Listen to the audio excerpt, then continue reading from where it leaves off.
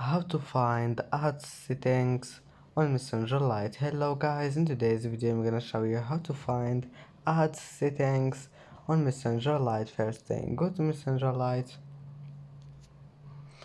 and now just click this settings icon here in the top corner. Click on it and then just go down until you find account settings. Click on it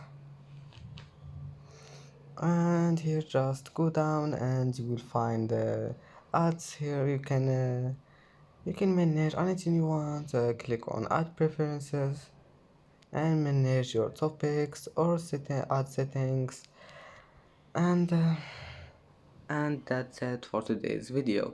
If you like this video, please don't forget like and don't forget subscribe, and thank you for watching this video until the end. See you in the next video.